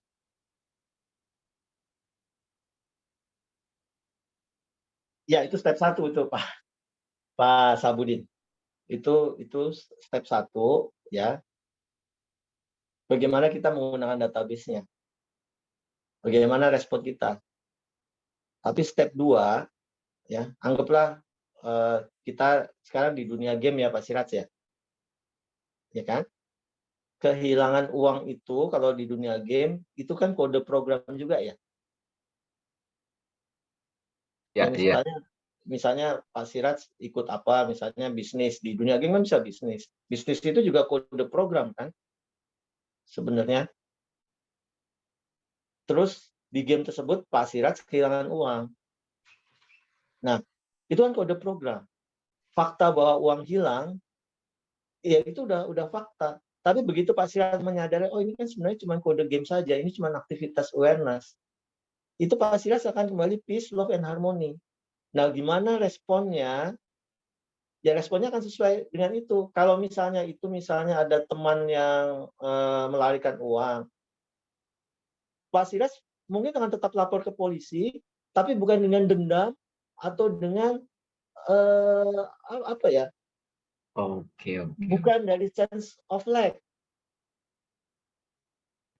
Tapi memang kalau di dunia manusia ada orang mencuri, ya kita berhak untuk ke polisi, gitu kan? Kan gimana pun juga kita tetap hidup di dunia manusia ini. Form tubuh ini tetap hidup di dunia manusia. Ucapan yang saya keluar pun saya pilih hati-hati supaya nggak menyinggung banyak orang, kan gitu Pak Siraj. Ya. Tapi itu cuma kode game. Itu yang ingin saya teman-teman tahu. Apapun yang terjadi dalam hidup kita itu sebenarnya cuma kode game, kode program, cuma aktivitas awareness. Apapun itu. respon kita yang paling penting. Apakah respon itu berasal dari peace, love, and happiness?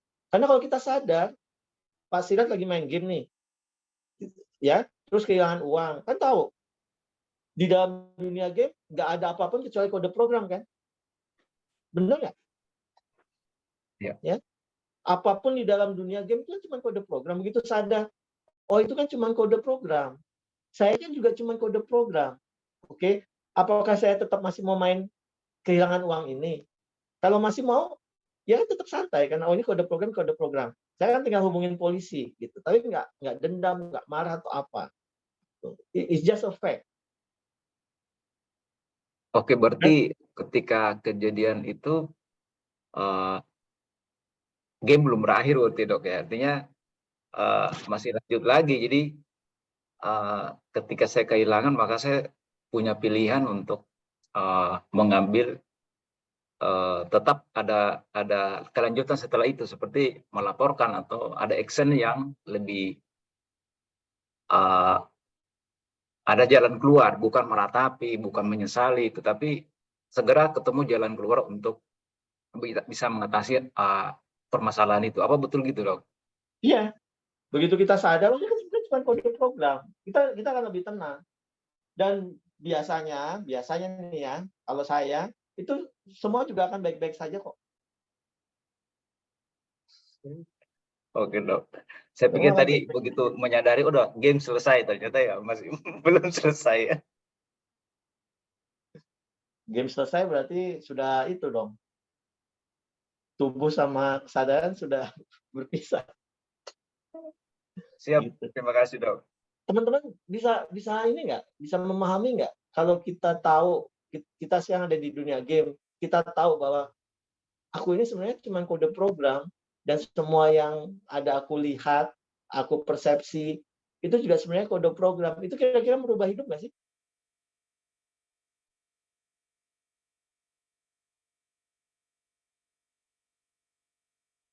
Kayaknya ya sih dok, karena tiba-tiba sadar aja bahwa sebenarnya kita tidak melekat dengan itu.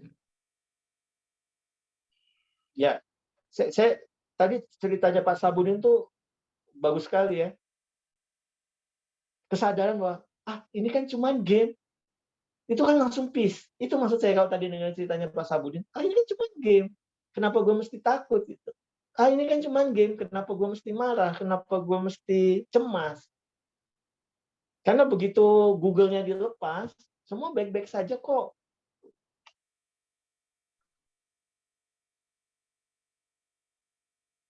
Itu sebabnya mengetahui bahwa kita kode program itu, esensi dari kode program itu adalah peace, love, and happiness. Lihat aja orang-orang yang ngajarin awareness. Kan orang-orangnya peace, love, and happiness. Santai-santai deh.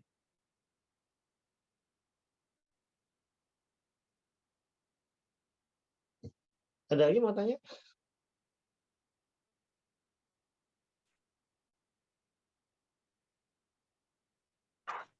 Satu lagi dok.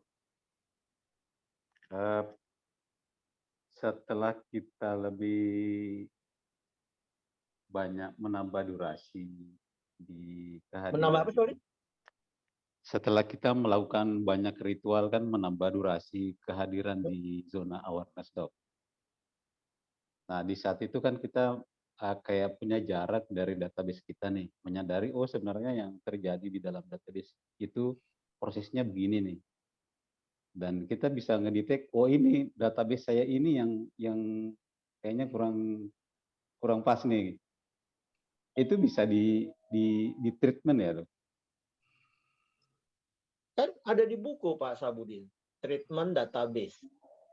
Submodalitas bisa, imajinasi bisa. Oh iya. Dan harap diingat, database itu juga adalah aktivitas dari awareness. Aktivitas dari kode program. Artinya bisa kita rubah Pak Sabudin, kalau emang Pak Sabudin mau. Siap dok. Itu aja sih dok. Terima kasih. Itu teman-teman semua ya. Masih ada pertanyaan nggak? Nah itu yang Ki Ageng Surya Mentaram sekarang paham sekarang kan ya. Senang dan susah itu sebenarnya sama aja di level hakikat. Di level hakikat senang dan susah itu sama saja. Sedih, gembira, itu sama aja. Karena semua aktivitas dari awareness.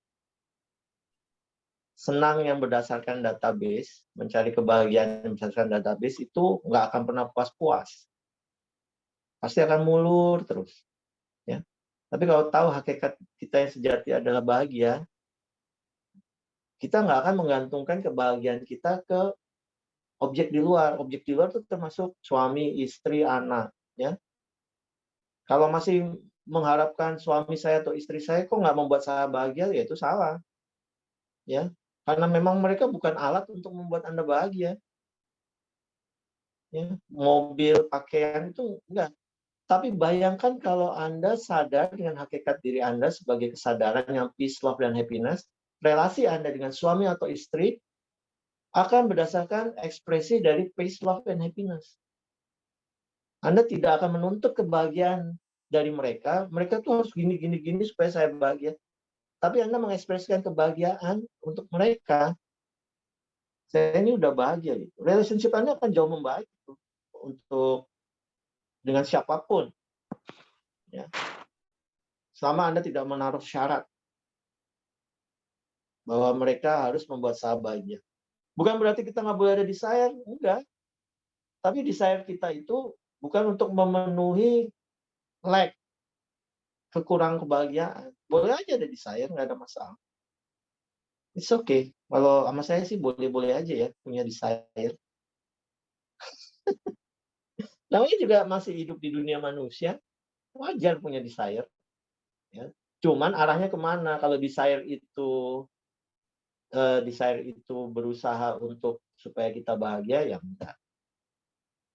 Tapi ada nggak yang nanya, kenapa ya kalau saya pengen mobil, misalnya Alphard, kok begitu saya dapat mobil, saya jadi bahagia? Ada yang bisa jawab nggak? Saya sih udah pernah jelasin nih. Coba, siapa yang bisa jawab?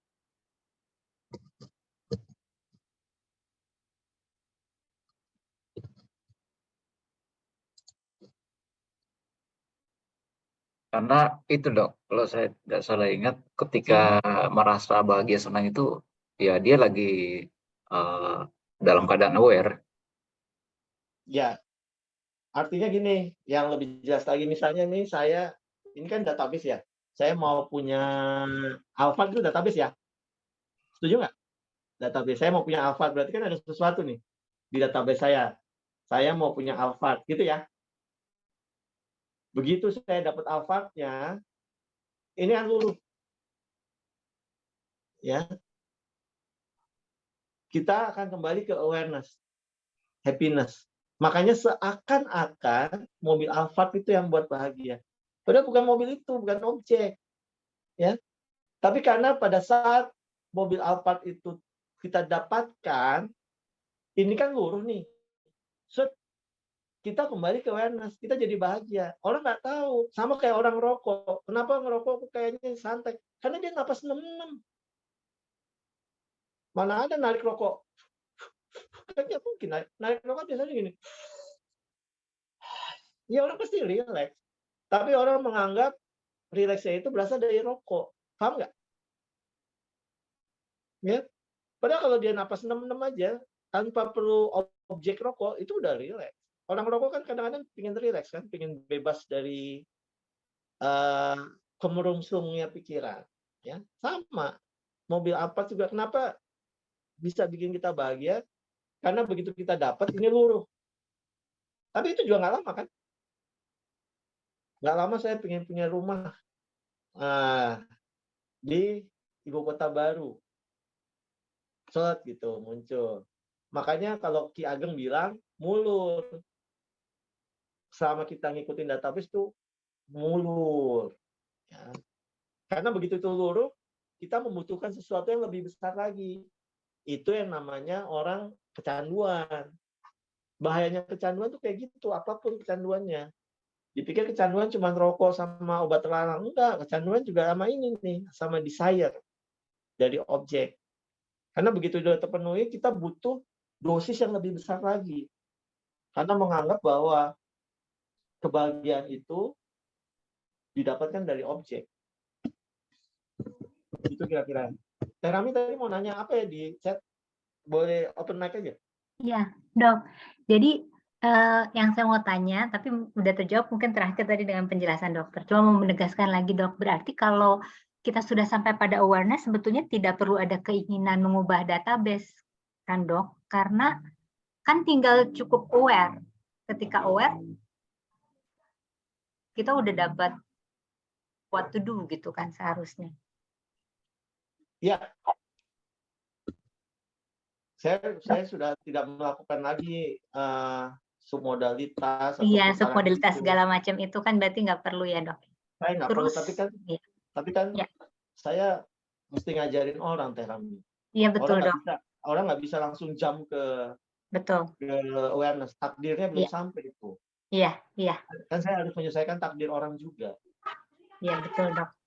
Nggak perlu juga, som itu juga sebenarnya nggak perlu. Selama kita aware, everything is gonna be fine and alright. Iya. Betul. Gimana, Teh? Iya, sama-sama. Ada satu pertanyaan lagi. Tadi yang terakhir itu berarti desire database. Kan tadi dokter bilang asphalt. Ketika dia udah luruh, udah. Jadi langsung happy. Karena bukan objeknya, tapi karena kita sudah sampai ke awareness. Makanya muncul rasa happy. Berarti database itu adalah hijab ya, Dok, ya? Iya. Oh iya, oke, siap. Kalau tahu itu jadi simpel ya, Dok, ya. Tapi emang makanya saya menghargai sih semua submodalitas itu, Dok. Karena memang kalau dulu dijelasin ke situ, saya juga nggak akan mudeng. Tapi ketika mengalaminya, ternyata memang sesimpel rasanya itu, sesimpel itu gitu. Ternyata sesimpel itu. Tapi segala submodalitas dan lain-lain itu adalah jalan untuk nyampe ke rasa itu gitu. Ya. Ya. Ya. Baik, Dok. Makasih banyak, Dokter. Atur nuhun. Salam tuna. Ada lagi pertanyaan? Boleh satu lagi, Dok. Nanya terus lagi. Nanya terus nih, mesti ngirim ini nih. Pak Sabudin nih. Satu lagi dari Mayora, Dok. Parpel, Dok, parpel. Silakan. Ini, Dok. Kalau pengalaman saya itu gini, Dok. Misalnya di saat saya aware nih, aware dalam arti mungkin ya semi murni atau mungkin derajat kemurniannya lumayan bagus. Itu posisi saya penyaksi dan benar-benar cuma menyaksikan doang gitu. Dan tahu, oh ya yang benar itu yang mestinya saya lakukan itu gini. Katakanlah saya mesti ngasih tahu orang begini di layar awareness saya gitu.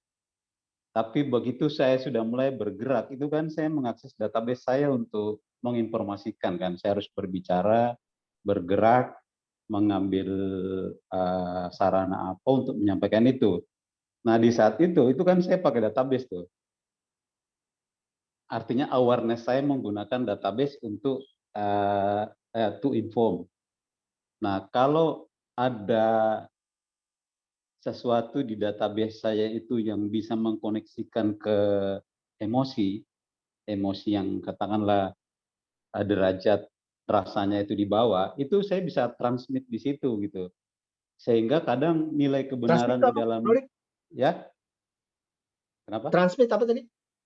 Transmit informasi kayak di dalam kesadaran saya itu informasi yang saya pengen sampaikan itu ini. Kemudian saya mengambil data di database saya itu untuk transmit informasi itu kan supaya bisa ditangkap orang lain. Nah, kalau di dalam database saya itu ada memori yang tidak menyenangkan, di saat saya mengaksesnya, memori tidak menyenangkan itu akan menyambungkan saya dengan energi yang berbeda dibanding base-nya kesadaran saya gitu. Dan di saat saya transmit dengan energi yang tidak menyenangkan itu. Dan itulah yang ditangkap oleh orang yang menerima informasinya. Sehingga di situ saya menganggap bahwa memang database itu ada yang perlu diperbaiki. Karena kita di saat bersosialisasi gitu kita pakai itu gitu. Kalau posisinya nggak benar, itu kita transmit informasinya berupa kata-kata, perbuatan, dan lain-lain. Itu pakai itu. Dan energinya bisa berbeda dibanding di saat kita benar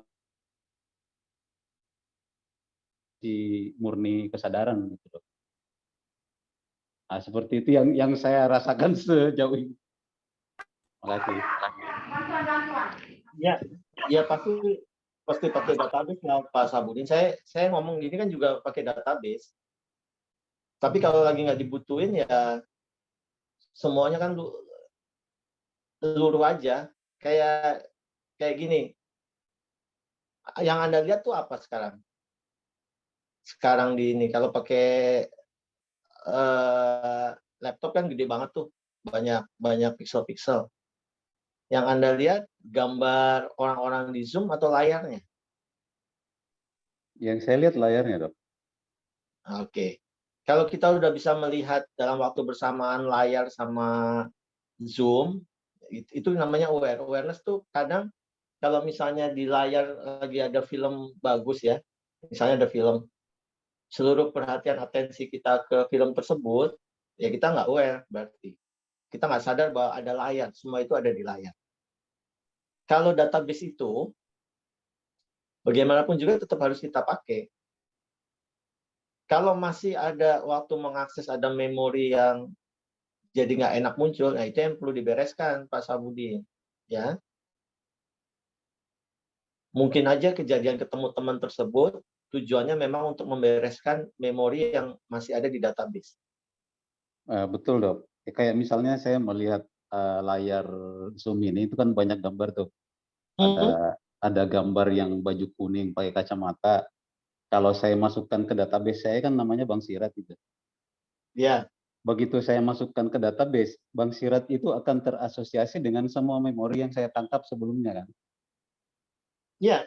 Begitu saya mengakses seluruh memorinya dan ternyata di dalam memori saya itu ada kejelekan Bang Sirat, berarti kan akan muncul rasa yang tidak nyaman terhadap Bang Sirat.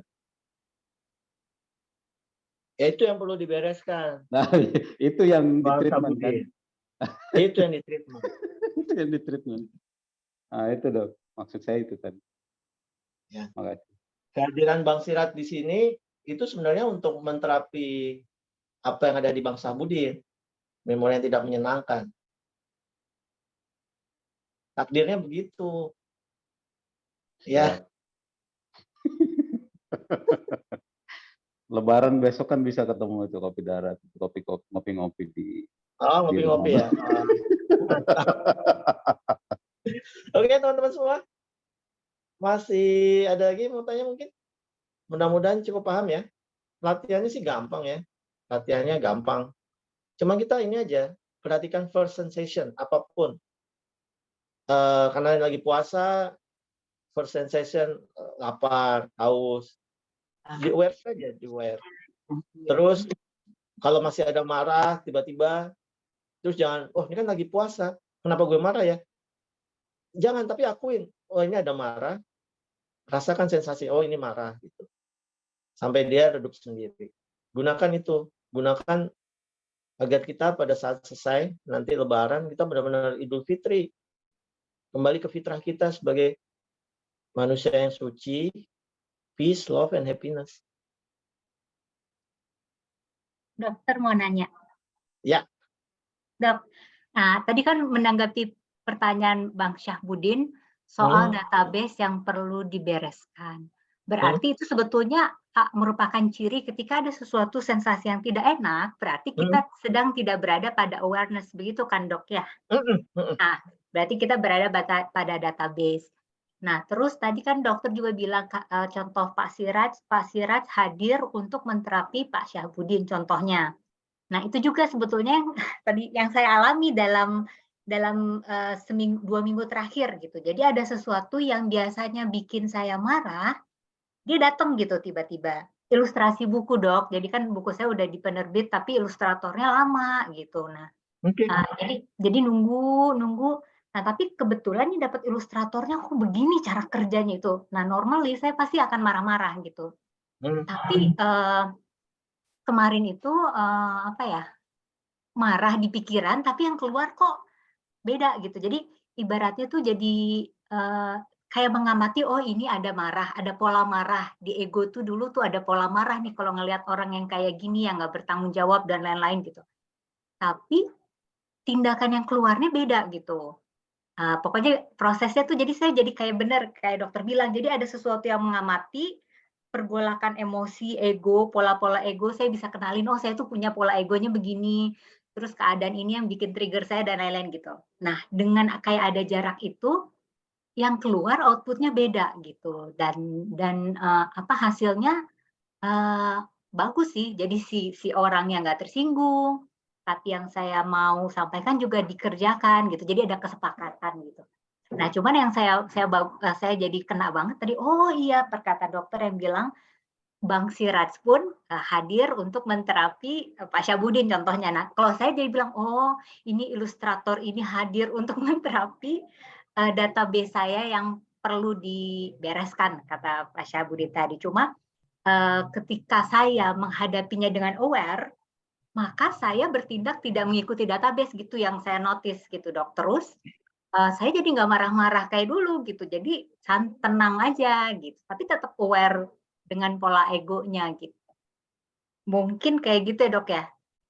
Iya, udah bagus tuh. Itu. Udah naik kelas lah Bu Rahmi lah. Iya, jadi saya tuh ngerasa kok saya jadi beda gitu ya. Bisa begini gitu. Cuman that's awareness itu sesuatu yang tenang, terus yang ada tuh kayak sayang gitu. Jadi lebih memaklumi orang lain. Tapi dengan tadi perkataan dokter yang bilang bahwa dia hadir untuk menterapi saya, maka saya jadi mensyukuri, oh ini adalah aktivitas data awareness. Orang itu hadir adalah aktivitas awareness Tuhan dalam hidup saya untuk membantu saya mengatasi, membereskan database gitu. Jadi saya ngelihatnya, oh Tuhan itu maha pengasih, maha penyayang gitu jadinya. Dalam bentuk yang keadaan yang kelihatannya nggak enak, tapi itu bentuk kasih sayang Tuhan gitu. Sangat spiritual sih dok, itu jadinya. Ya gitu aja dok, makasih dok. Kalau lebih spiritual lagi, orang itu adalah malaikat yang dikirim Tuhan untuk. Iya, jadi saya juga walaupun kesel ada bilang makasih ya udah mengajari saya gitu. Akhirnya jadi nggak kesel sih. Jadi makasih, thank you for coming in my life gitu. Iya, bagus, alhamdulillah. Mudah-mudahan ya ini harapan saya boleh punya harapan kan ya. Iya. Desire, tapi desire saya bukan desire. Oh ini kalau nggak terpenuhi saya nggak bahagia, nggak. Harapan saya itu tadi kayak cerita Pak Syabudin. Lihat tiba-tiba sadar, oh ini kan cuma game gitu, langsung peace. Atau tadi kayak Teh Rami ngomong, kok saya bisa mengamati. Saya ingin teman-teman kalau bisa juga kayak gitu. Jadi jangan ada lagi saya marah, saya takut, saya sedih. Coba saya aware dengan rasa takut ini. Be there. Itu kayak petinju ya. Udah nonton film Creed 3 nggak? Creed itu kan petinju ya. Petinju itu kalau lawannya jago banget, kalau sudah kedesak, kalau semakin dia lari, itu kan semakin diuber. Jadi biasanya ngapain? Biasanya kan clinch, dipeluk. Iya. Dipeluk. Karena kalau kita deket, kita peluk ini, itu nggak bisa nyakitin kita lagi. Jadi kalau kita ada takut, ada sedih atau marah, kita jangan lari dengan aktivitas yang lain. Itu sama kayak petinju lari-lari, musuhnya gede banget, ya makin gampang. Tapi kita deketin, kita clean dan sadar, saya aware dengan ketakutan ini. Itu manusiawi kok. Selama masih punya database, manusiawi. Takut, sedih, marah. Level berikutnya sadar bahwa semua ini, entah sedih, entah marah, entah bahagia, is all made of awareness. Itu level 2-nya. Tapi level 1-nya, peluk aja dulu, sadar, saya aware dengan rasa takut itu. Ya, nafas 6-6. Nanti runtuh sendiri kok. Itu kan cuma 60 detik. 60-90 detik dia runtuh sendiri. Tuh. Ya. Jadi butuh proses ya dok ya? Butuh latihan. Proses latihan. Ya. Iya, proses latihan. Nikmat banget. Aware. Jadi kalau marah nanti Bu Pepi, saya aware dengan marah ini, itu aja cukup. Kita ngomong aja ke dalam, saya marah, saya aware dengan marah ini. Nggak usah, oh kenapa saya marah ya? Kan marah nggak bagus. Itu kayak petinju dia lari. Iya. Ya. Nanti malah kita digebukin tuh. Karena kita justru lari dari sesuatu yang mau menterapi diri kita. Karena apapun yang datang dalam hidup kita itu malaikat atau guru yang diutus Terapi. Tuhan untuk menterapi kita sebenarnya. Iya, benar dok, Nah, benar. kalau kita nggak ngakuin, saya marah karena saya kan orang baik, nggak mungkin saya marah. Itu sama kayak petinju lari. Tapi begitu bilang, saya aware dengan marah ini, be there, napas 6-6, ya sampai dia lurus sendiri, itu kayak kita petinju itu dipeluk. Tuh. Nanti akan dipisahkan sama referee kan? Itu state-nya udah beda begitu dipisahkan sama referee. Dengan Itu sering seperti latihan itu nikmat banget ya dok. Insya Allah Bu, insya Allah. Nikmat banget. Insya Allah. Oke, masih ada yang mau tanya mungkin? Mau ngasih masukan atau tambahan? Oke, nanti chatnya saya baca, kalau ada pertanyaan nanti saya jawab sesuai grupnya masing-masing. Ada banyak grup soalnya di sini. Ya. Tambahan dikit Dokter Santo. Oh, silakan Pak Judo. Terima kasih Tranto dan teman semua, ada Mas Yudi Dahipai. Ya tadi yang terakhir kan semua perlu latihan ya dokter ya. Iya. Proses latihan dan pengalaman orang berbeda-beda. Saya sering bilang kalau kamu minta berdoa atau minta kebijaksanaan dari Tuhan, nggak ujuk-ujuk keluar dari doa langsung jadi Buddha ketawa-ketawa gitu. Pasti diuji dengan hal-hal yang kita tuju untuk bijaksana, untuk menjadi damai, tenang ya. Ada pasti peristiwa-peristiwa yang membuat kita akan menuju ke sana gitu. Jadi orang kadang-kadang salah tafsir. Saya pernah nanya adik saya pernah nanya yang paling kecil, Mas untuk sabar ikhlas berapa tahun? Saya bilang, ya kalau sabar 10 tahun lah, kalau ikhlas 20 tahun. Kaget ya. Kamu pikir 3 bulan? Banyak peristiwa dengan berbagai hal yang saya bilang tadi, akhirnya kalau kita berlatih terus kan, apapun yang kita temui, baik yang menyenangkan maupun yang tidak menyenangkan. Selama ini kan ada dikotomi. Kalau yang menyenangkan, oh berkah dari Tuhan, gitu kan. Begitu yang tidak menyenangkan, musibah. Iya Kak, kalau kata Mas itu kan lambemu gitu. Ngomongnya begitu karena itu persepsi kita gitu. Padahal semuanya dari Tuhan adalah benar adanya dan harus kita terima. Kita terjadi dikotomi pemisahan antara benar salah, baik buruk, susah senang. Kalau selama ini kita menerima siang malam adalah sesuatu yang natural yang harus kita terima, apa yang sudah kita terima dengan sama. Nah, kenapa dengan susah senang ya juga itu natural? Kok kita tidak bisa berlaku yang sama gitu, membeda-bedakan kan? Padahal susah senang siang malam itu sama, alami, natur, semula jadi begitu adanya. Gitu. Nah inilah kita latihan untuk menerima keduanya, dualitas benar salah, susah senang, plus minus, siang malam, itu sebagai suatu hal yang dari dia, perbuatan sang awareness tadi yang memang mengejawantah dalam peristiwa-peristiwa yang nyata dalam dunia ini. Gitu. Asalnya dari dia, Bhinneka Tunggal Ika, dari dia mengejawantah menjadi bermacam-macam kejadian di alam semesta dan berbagai level, dari langit pertama sampai langit ke-7, dari yang nyata sampai yang gaib. Ya semua itulah adalah yang harus kita saksikan, syahadat, bersaksi. Bersaksi menyaksikan ya, kalau namanya penyaksi ya nggak usah rewel gitu. Kalau dan jangan menjudge, kita bukan hakim, kita adalah penyaksi. Saksikanlah dengan senyum-senyum, happy. Ya tadi kan yang dokter bilang peace apa tadi? Ya diri kita adalah apa dokter tadi yang 3? Apa? Oh, peace, love, happiness. Peace, love, and happiness. Ya diri sejati kita kan itu. Aslinya itu. Makanya saya bilang tadi, saya adalah Yudo, saya adalah damai bahagia yang diberi nama Yudo gitu. Aslinya itu. Nah, kita dikasih asli maunya yang KW, jadinya ruwet ya. Jadi kafir itu kakean pikir. Kalau kafir kakean pikir gitu. Nah, kekafiran inilah membuat hijab hidup kita jadi ruwet. Kalau kembali kepada fitrah, kepada aslinya semula jadi kita, diri kita yang sejati, ya everything is okay. Yang saya bilang tadi, kita akan menjadi manusia yang bahagia setiap saat tanpa syarat gitu. Karena sudah ada dalam diri. Kita itu hasilnya itu, jangan dikasih syarat apapun. Karena dikasih syarat ya jadi ruwet gitu loh. Gitu dokter. Gitu. Ya semua perlu berlatih ya.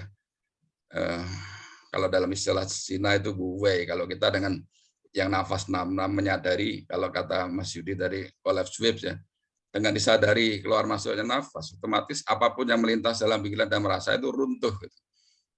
Si gelombang frekuensi itu luntuh dengan sendirinya. Istilahnya effortless, tanpa upaya. Yang kita pikir selama ini kan kadang kita lari atau menolak gitu. Dua-duanya nggak cocok. Harusnya kita terima, kita amati, kita sadari. Ya, itu akan dengan sendirinya runtuh kok. Lama-lama terjadi pemisahan antara badan, pikiran, jiwa, dan semuanya dengan yang kesadaran sejati tadi.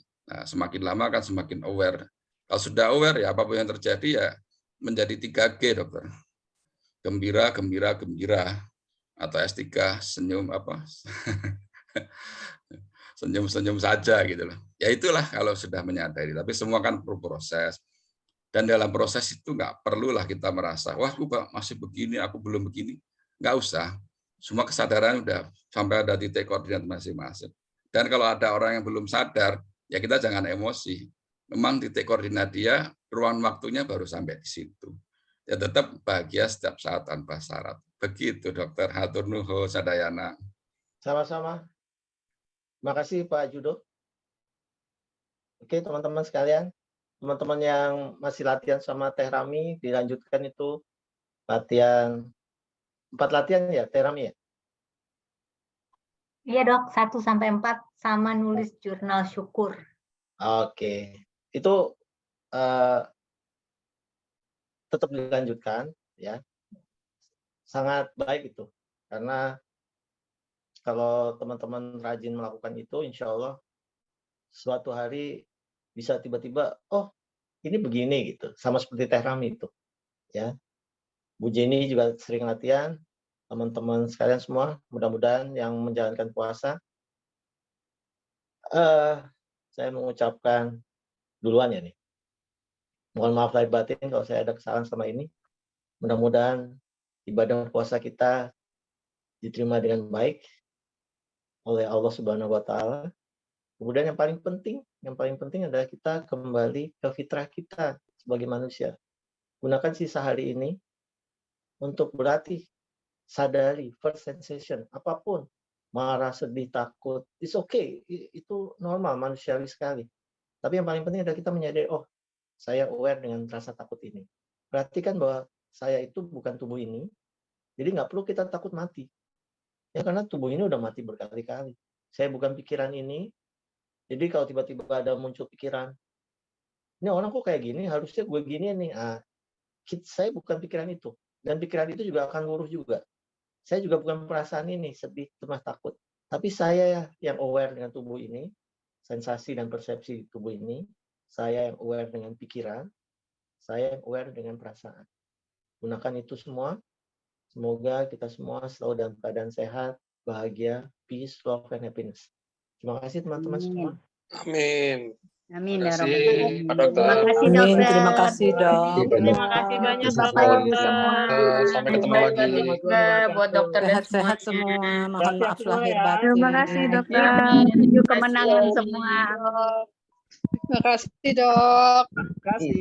Bye-bye Terima semuanya. kasih semua. Assalamualaikum. Terima kasih dok. Waalaikumsalam warahmatullahi wabarakatuh. Waalaikumsalam warahmatullahi wabarakatuh.